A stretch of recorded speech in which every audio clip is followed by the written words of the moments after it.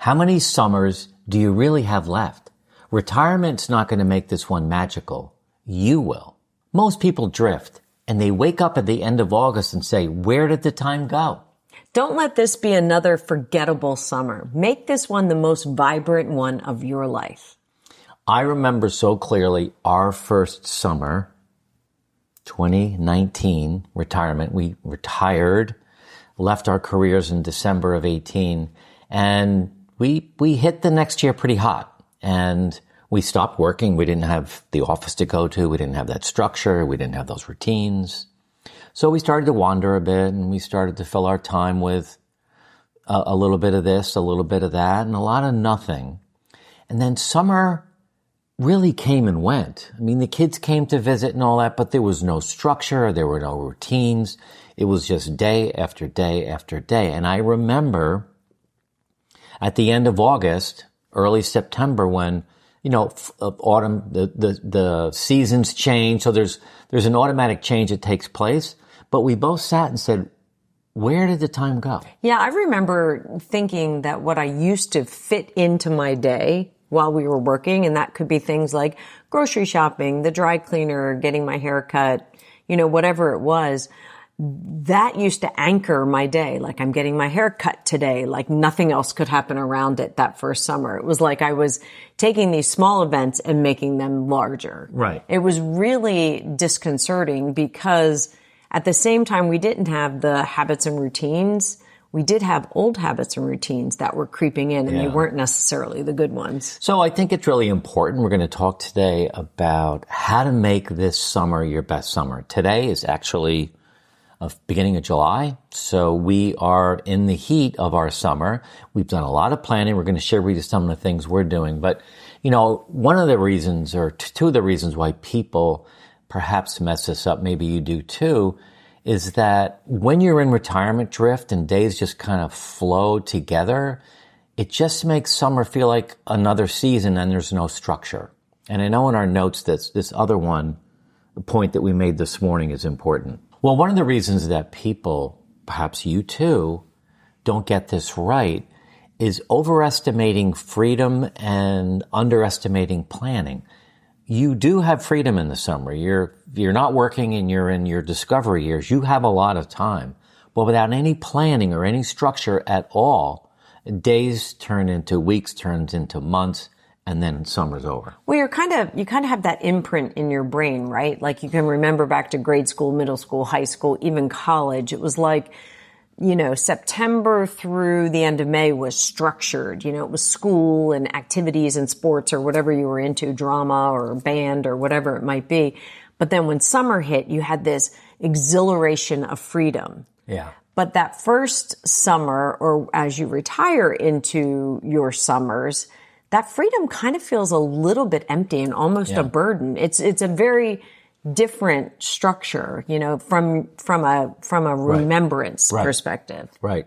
Here's a new way to look at summer is treat this summer as a season of reawakening or awakening and not just relaxation. So there needs to be some relaxation, but also take this opportunity to do some new things, some new habits, some new routine, to get up earlier in the morning. The sun's getting up early, and go for an early morning walk.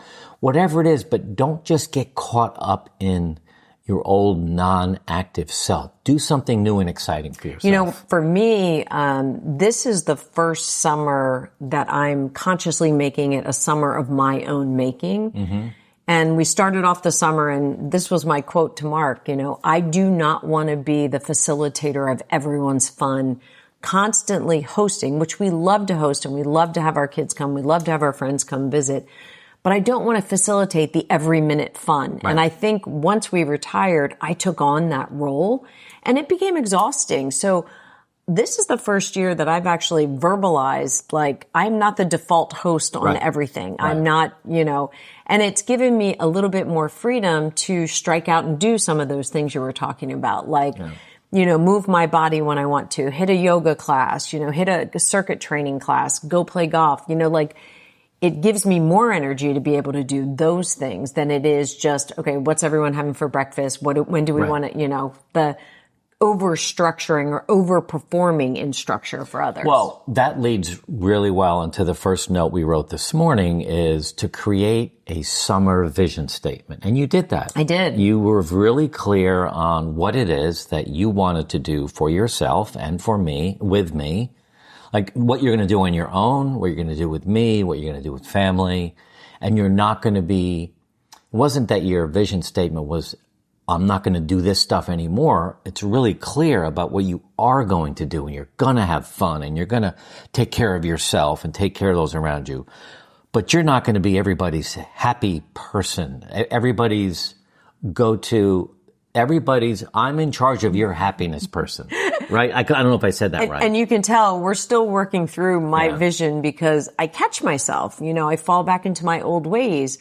Even this morning, as we were, maneuvering through protein shakes and breakfast and after the gym and all the things, one of the kids said to me, well, what are we doing for dinner? And I had that old reactionary panic of like, oh crap, I don't know what we're doing for dinner. Yeah. And then I thought, let's let the day unfold. We'll see what happens with dinner. So it's not easy to change. Right. That one is not easy to change. But what is easy to do is probably the next point that we talked about, is really trying to anchor activities into your summer, and even anchor your guest or your hosting in where it's not perhaps back to back to back to back. We had an opportunity to have our grandkids here for 10 days in July, and we're so excited, and our son Jonathan's bringing them. It's going to be awesome. And one of the kids said, hey, can I have people the weekend that they're leaving? And I remember thinking to myself, we anchored the grandkids, and that's super important. I'm going to actually say no to this, because I need a couple of days to flip the beds, change the sheets, do all the things. And it just felt like it wasn't good timing. Yeah. And I'm getting more confident in managing that. All right. Here's the third thing that we wrote down this morning is reignite outdoor activity. We made a point, we're fortunate enough where we're up here in New Jersey in the summer and we're in Florida in the winter. And the reason we wanted to be in two warm climates is outdoor movement is critical for Jody and I, for our health, for our happiness, for our energy level. So we're now in the summer, so make outdoor movement a key part of your summer. Get up early, go for a walk, and early for you might not be the same as me, but get up a half an hour earlier than you normally do. Have a glass of water and go for a walk. Yeah, I'm not sure anybody's early is as early as yours, Mark. Nobody is, but that's okay. All right, what's the next one? The other one is, and I've been working really hard at this, and if you've watched a bunch of our videos, you know that, I've struggled and kind of conquered and then struggled again, but it's really to initiate one new connection, in the summer, and I'm even trying to do one new connection every week, where I either meet somebody or get connected to somebody or go to lunch with somebody, grab coffee with somebody, play golf with somebody that I don't know. And I find that I'm asking really great questions about their life and really helping them open up and talk about their accomplishments, their wins, where they live, how they grew up, just all the things. And I've gotten some real good energy out of it. I mean, I come back from, for example, my ladies golf league where I play with someone new every week. And I always have great stories of, I played yesterday with an ex-FBI agent, this woman, and she was incredible. And I learned so much. Yeah, that was cool. And I really think that could feed your soul with energy. Yeah, I like that. Here's another thing to do this summer is to engage in some childlike fun. Now, we're fortunate that we have two grandsons, and they're coming to visit in July, in a couple of weeks actually. And there's a little toy store or a toy store right around the corner where there's shovels and sandcastle tools and baseball cards and board games and things like that for the beach. I am so excited. As I walked through that store the other day, I'm thinking, I want to get this, I want to get that, I want to get this. And, I think we'll probably get 3 or 4 gifts for each of the kids. But I want to have childlike fun. I want to put our tent up on the beach. Fly a kite? I don't know about flying a kite. Maybe. Yeah, it's a good idea. That's kind of fun. But do something that I remember as a child and engage in it again. And frankly, I don't need my grandkids around to build a sandcastle. I just need a bucket and a spade and a few things, sit down by the beach and build it. So try something like that. that reminds you of summers of past, and it'll make this summer your best summer ever. The next one that we talked about was building in weekly rituals that you look forward to. And I know you're all probably thinking, oh gosh, they're going to go back to health and wellness again. But let's talk about nutrition rituals. Mark has perfected the morning berry protein smoothie. I mean, literally to the fact that the kids wake up and that's one of the first things they say to him is, Mark, are you going to make smoothies today? And that's become kind of a ritual that you look forward to, they look forward to. And then if you've watched our videos, you know Mark is our chef in the house. But I happen to do Taco Tuesdays. So Taco Tuesday, and I make them creative. Sometimes we do shrimp or fish or ground meat or whatever it might be. But that's also a ritual that we kind of look forward to in the summer. It's funny, I never thought of the smoothies, which is only a 5-day-old thing. Yeah. Is now a ritual for our home in New Jersey in the summer, July and August. Mark's going to make his smoothies. So right. That's kind of fun. It I is like a fun that. ritual, yeah. What was the next thing we wrote down? Try one thing you've never done before. So it could be anything, but what's one thing that we're going to try this summer we've never done before? Well, I'm trying a functional fitness class with kettlebells. Oh, yeah. And I don't know if they're kettlebells or kettleballs, to be honest with you, but you guys know what I'm talking about. And I am absolutely terrible at them. I've already cracked my Apple Watch by flipping it over and smashing it on it. And that was something new to me. And I'll be honest with you, I don't like it. I don't like the kettlebells. I don't like the exercises with them, but I'm trying to stick with it because I did read and learn about all the benefits of using them. Mm-hmm. So that's one thing I'm doing differently. You know what I'm going to do? I just decided. What? I'm going to take surf lessons. Oh boy. I'm going to take surf lessons. I'm going to take some surf lessons when my grandson Luca gets here. We're going to take him together. How about that? Grandpa and grandson learning how to surf. Hopefully I don't get... Well, the funniest thing about that you all don't know about Mark is he never gets in the water. I know, it's going to be hard. Never. He doesn't even put his toes in the water. So surfing is really a big reach for you. Well, all right. So how to make it the best summer ever. Here's number 8. Protect rest as a sacred place. Now, I think I'm on a Nobody string. has to tell you to do that. I think I'm on a string of 6 days in a row with a nap from 3 to 3:45. Full on, I take a nap. I get up at 3:30, so by 3 in the afternoon, I'm kind of beat. I'll sleep for 45 minutes, and that gives me enough energy to last till 8:30 when I go to bed. But I think having rest, going to the beach, I like to sit under an umbrella and reading a book and just relaxing. That's part of summer, and we get away from that all year long because we're busy, busy, busy. So make this summer the best by making rest part of your normal routine. Yeah, really. And that shouldn't just be a summer thing. As we age and, the different levels of sleep. I mean, we've done a whole entire video on why sleep is important. And, it is important for us as we age to really make that a priority. You do a really good job, regardless of what's going on in the house or the world or our schedules. If you need a nap, you go under the covers and you go deep. Amen. And that's great. I'm more of a push through it type of person, and I'm not as good at that. The next one is, in my mind, when I think of summer, I think of, it's just the time to be with family. And that's realistic and unrealistic at the same time. As you have adult children who have jobs and families of their own and friends and weddings to go to and all the things, it can't just be about family, but when it is about family, I've gotten better, although I'm still not great at it, at putting boundaries around it, putting boundaries around family. For example, if you've got a hamper full of laundry, probably last summer I'd go in and get the girls' laundry and start getting it going, and I'd take it start to finish, right? Wash, dry, fold, back in their rooms.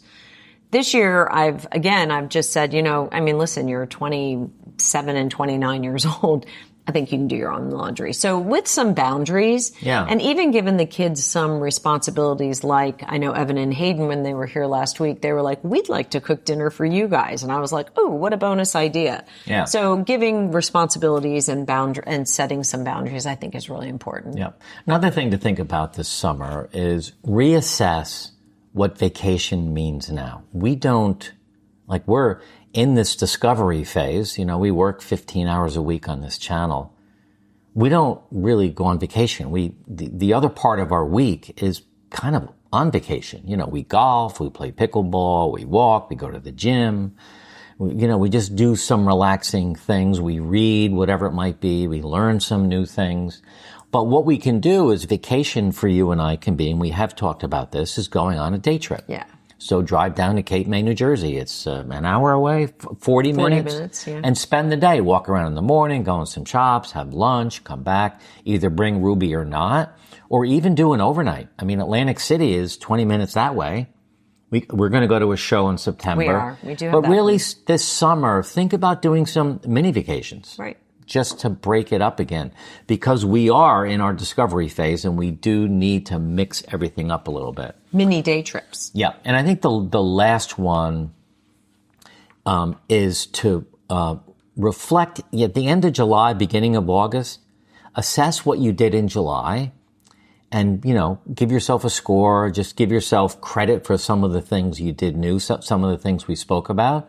And then pivot to August and say, okay, we really got to ramp up. We need a mini vacation. We need to be more childlike. We need to have more rest. I mean, I can't take more than one nap a day, can I? No.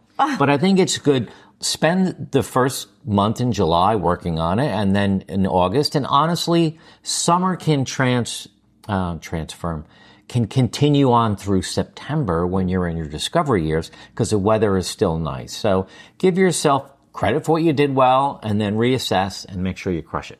I think we have questions. Yeah, why don't we hit some questions from some of our viewers? The first one is, hi, I'm Denise from Colorado. I still feel pressured to be the summer host for my entire family, but honestly, it leaves me exhausted. How can I reclaim this season for myself without feeling selfish? So you answer this because you just talked about that. And how do you think you're doing with this? I think I go in fits and starts, as my grandmother would say. In some aspects, I think I do pretty well, setting the boundaries, allowing the adult children to do things, spending time on things that are priority for me. But it is easy to slip back, like Denise said, back into your old ways and be the super mega host. In fact, this happened to me yesterday. I'll divulge this. My daughter Madeline has her boyfriend Benjamin here, and he mentioned to me, I love cottage cheese. So if you're around me and you mention something that you love, lo and behold, the next morning it's probably going to appear because that's the old ways of me. Not just one container, but 4. No, just one. I don't know about that. I'll go check. But, that's that old reactionary, like, oh, somebody wants something. Let me be the person. Let me be the super host to go and get it. Yeah, and so I do think it's hard. I do think it's hard. That's who you are, and that's why people love you. And that's why they continue to come. That's where our kids like to be here because we take care of them. But we can't spend all of July and August catering to the kids. All right, here's a question. Hey, Jody and Markham. It's Leo from Florida. You said to plan anchor experiences, but what if my energy fluctuates a lot? Okay, that makes sense. That might be happening to you too. It happens to me. How do I stay spontaneous without falling into retirement drift again? Okay, so I believe that this feeling of low energy certainly comes from lack of movement, lack of exercise, poor nutrition, perhaps too much alcohol. But I also believe that it's a mindset. And thinking negative about an anchor event that's coming up, like tomorrow, if we said we're going to go to Cape May, New Jersey for the day, and I wake up in the morning and I start off by saying, I didn't sleep well, I don't really want to go, I'd rather stay here. No. Different mindset. You know what? Look forward to it. Be positive. Be excited. I will tell you, if you keep the energy high and if we go to Cape May, New Jersey tomorrow, when we come back, I'm never going to say, I wish we hadn't done that. I mean, frankly, we did it this morning going to the gym. Yes. Pouring rain outside. Great day to sleep in. I get a text from Jody at 5:30, because I've been up for a little while. It says, are you thinking of going to the gym? And I was thinking that I wasn't going to go to the gym. But once Jody did that, and I said, you know what? Yes, I'm going to the gym. I'd love for you to come with me. We went, and we felt great that we did it. Yeah, so, absolutely. So a lot of it's the way you take care of yourself, and a lot of it's mindset. Yeah, mind over matter, too, for sure. If you know somebody who's a mind over matter person, right, they don't fall into those traps. All right, what's the next one? The next one. Hey there, I'm Ron, and I'm 70, and I'm newly retired. You talk a lot about movement and vitality. What are some low-impact outdoor habits that help you feel energized but not drained from the heat? Okay. First of all, I mean, this is easy. Walking. Walking is probably the number one thing you can do for longevity, for not only lifespan, but health span. There's research that shows if you walk 20 minutes a day, 5 to 7 days a week, you can extend your life by 5 years. Everybody wants to have a successful retirement, but we found 7 common mistakes that many people make that absolutely ruin their retirement. We want to make sure you don't fall victim to them, and that's why we created the free guide for you to avoid them. Download it below. So simple. Don't walk at 2 o'clock in the afternoon when it's 102 degrees out. Just don't. Get up in the morning, have some water, and go for a walk before you do anything else, before you look at the phone, before you watch TV. And if you have to walk at 10 or 11 in the morning, which is fine, put a wide brim hat on to keep the sun off your face and wear a long sleeve sun shirt. I don't know. Yeah, you want to add to that? Yeah, I would add that often if I know I want to get outside and I want to do something, but there's heat, or whatever the time of day is wrong, if I add a purpose to it, right? So like, I'm going to walk into town to pick up X, Y, or Z and walk home. Or I'm going to go to the zoo today and I'm going to walk it doesn't feel that I'm walking for the exercise because I'm doing something else. Or I'm going to walk at the botanical gardens. Or we're fortunate enough to say, I'm going to take a beach walk. Right. And there's always a breeze on the beach. I mean, it doesn't really matter where you are. You're always going to get a breeze. So if I can link something to it that takes my mind off of the heat because I'm doing something else. I like that. Good idea.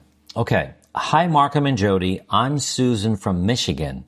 My partner and I have very different ideas of what a perfect summer looks like. Okay. How do you recommend couples align their summer visions without constant compromise? I don't think you can. I think it's all about compromise. And I think if you have a list, Susan, if you have a list and your partner has a list, make your list separately and then go one by one. And if you have 10 things and he or she has 10 things, you have to compromise. Find common ground. Maybe there's a mix of doing 2 together that feels like it, but I don't think you can get around it without compromise. I don't know what you think. And that's a big part of our relationship, is really constantly having the energy, the stamina, the kindness, and the respect for compromise. I think it's, in addition to compromise, I think it's about communication first. Susan, I think your name was, Susan, I wasn't great at this. I'm a people pleaser. So I'm like, if Mark says, let's go, to the driving range, let's go for a walk, let's go to the grocery store, let's go buy me new sneakers, whatever it might be, I would say yes, but I would begrudgingly say yes. So as a couple, first I would start with communication, then compromise. And then the next thing I would say is, if there's something you don't want to do, have the courage to say, I don't want to do that. No, thank you. You go ahead alone, because doing something begrudgingly, I think, is worse than not doing it. Yeah, it's a good point. I don't think Susan, if you have a list of 10 and he or she has a list of 10, you don't have to pick 5 from each to do together. You have your own stuff. He or she has their own stuff, but you have to have some things together. So maybe what's one thing on the list you could do together? What's another thing? And maybe a third thing. So there's compromise again. But you do your stuff, you do you, he or she does them, and then you do some stuff together. Yep. If you like this video, you're going to love this next one too. Successful or completed suicides are men over the age of 65. Chronic loneliness is described as being lonely every day for 2 weeks, and that's worse than smoking 15 cigarettes a day. Really focusing on your mental health. Physical health seems to make sense to everybody, but meditation, journaling, staying connected to people is really important.